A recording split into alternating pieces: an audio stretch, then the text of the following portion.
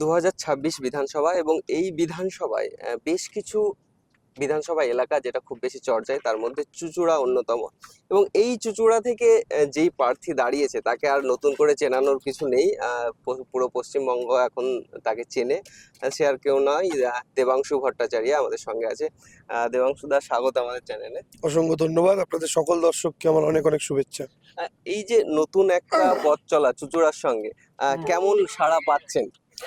সাড়া খুব ভালো পাচ্ছি, মানুষের সাড়া ভীষণ পজিটিভ। মানুষ দুহাত তুলে মমতা বন্দ্যোপাধ্যায়কে সমর্থন করছে এবং মমতা ঝড় আমরা যেটাকে বলছি সেটা আস্তে আস্তে Mamata tornado, Mamata typhoon, Mamata cyclone যাই বলুন না কেন তাতে রূপান্তরিত হচ্ছে, সেটা আমরা গ্রাউন্ডে টের পাচ্ছি। এবং ভোটের আগে বেশ কিছু ইস্যু উঠে এসেছিল। সবচাইতে বেশি যদি আমরা দেখি সেটা হচ্ছে চাকরি, 26,000 যে চাকরি এবং বাতিল হয়েছিল, এবং তার উপর ভিত্তি করে আমরা যখনই দেখছি কেন্দ্র থেকে প্রধানমন্ত্রী আসছেন, অমিত শাহ আসছেন, তারা কিন্তু প্রথমেই বলছে আমরা পাওয়ারে আসলে চাকরি দেবো। কি বলতে? 2014 সালে আগেও তো বলেছিল দেশে ক্ষমতা এলে চাকরি দেবো, আর সংখ্যা বলে দিয়েছিল বছরে 2 কোটি। এখন তারা ক্ষমতায় আছে, দেশে হচ্ছে 14 থেকে 26, 12 বছর, তো 24 কোটি চাকরি হয়। 24 কোটি চাকরি মানে পার বুথে কটা করে চাকরি হিসাব করেছেন? আপনার বুথে কজন সেন্ট্রাল গভর্নমেন্টে চাকরি পেয়েছে আমি আপনাকে জিজ্ঞেস করছি। 1 নম্বর কথা। 2 নম্বর কথা হচ্ছে নরেন্দ্র মোদী আসার পর 45 বছরের শ্রেষ্ঠতম বেকারত্বে ভারতবর্ষ পৌঁছেছিল, যেটা ইতিহাস রেকর্ড, 45 বছরের রেকর্ড নরেন্দ্র মোদীর দৌলতে। নরেন্দ্র মোদীর যে পরপর অর্থনৈতিক সিদ্ধান্ত, নোটবন্দি, জিএসটি, সেগুলোর জন্য ভারতবর্ষে যে মূল চাকরি বা কাজের সংস্থান করে যে মিডিয়াম এবং স্মল সেক্টর, সেই ইন্ডাস্ট্রির কোমর ভেঙে গেছিল। সেটা থেকে আজও ভারতবর্ষ রিকভার করতে পারেনি। বাকি রইল শুধু আদানি আম্বানির মতো দুজন বড় শিল্পপতি। এরা কজনকে জব দেয়? আপনি যদি দেখেন তাদের যে পরিমাণ মার্কেট ক্যাপ, সেই অনুযায়ী তাদের যা জব দেওয়া উচিত তারা দেয় না। তার কারণ হচ্ছে যত বড় কোম্পানি, যত বড় পুঁজি, তারা তত বেশি কি বলবো, তারা তত বেশি মেশিন নির্ভর বলুন, সফটওয়্যার নির্ভর বলুন হয়ে কাজ করে। ফলে 100 জনের কাজ তারা একজনকে দিয়ে, একটা মেশিনকে দিয়ে করায়। সেটা দেখভালের জন্য হয়তো একজন হাই পেড স্যালারির লোক লাগে। ফলে তারা সংখ্যাগত দিক থেকে কিন্তু বেশি চাকরি দিতে পারে না। বেশি চাকরি দিতে পারে যে মিডিয়াম আর স্মল স্কেল ইন্ডাস্ট্রি, সেটাই নরেন্দ্র মোদীর জমানায় ধ্বংস হয়েছে। উল্টো দিকে আপনি যদি পশ্চিমবঙ্গে দেখেন, ঠিক যে সময় 45 বছরের শ্রেষ্ঠতম বেকারত্ব ভারতবর্ষে, ঠিক সেই সময় পশ্চিমবঙ্গ 40% বেকারত্ব কমিয়েছিল। এটাও সেন্ট্রাল গভর্নমেন্টের ডেটা। আপনি যদি বাৎসরিক যে আপনার উইকলিও বেরোয়, বাৎসরিক বেরোয়, এই আপনার ত্রৈমাসিক বেরোয়, সেটা হচ্ছে আনএমপ্লয়মেন্ট ডেটা দেখেন। এই মুহূর্তে যখন ইন্টারভিউ চলছে,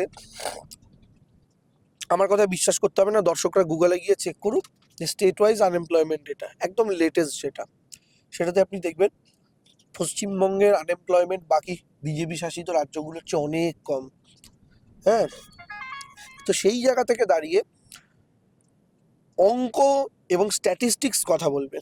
perception is not the reality. আপনার পারসেপশন শেওড়া গাছে একটা ভূত আছে, আপনি ছোটবেলা থেকে ওই গলি দিয়ে যান না, কারণ লোকের মুখে শুনেছেন।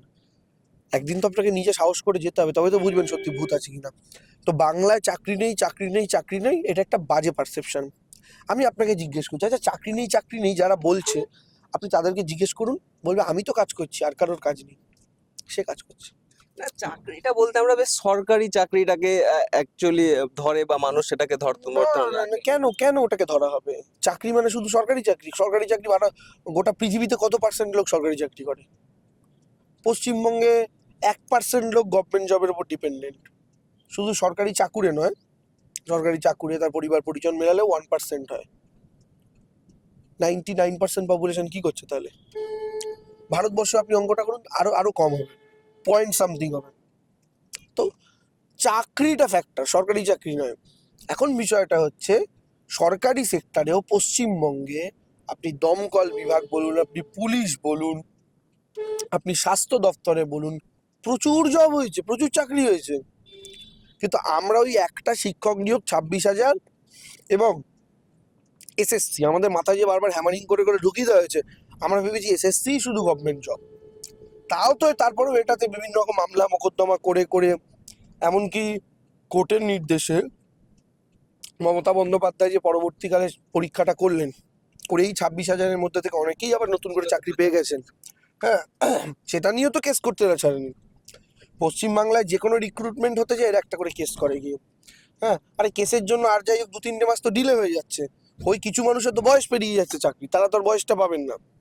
আলটিমেটলি কেস করার পরও যতগুলো ক্ষেত্রে চাকরি সম্পন্ন হয়েছে, সেই সমস্ত মানুষগুলো যে 3 মাস 4 মাস কম স্যালারি পেলেন, তার জন্য কি তারা ওই কেস করা লোকগুলোকে ধরবেন গিয়ে?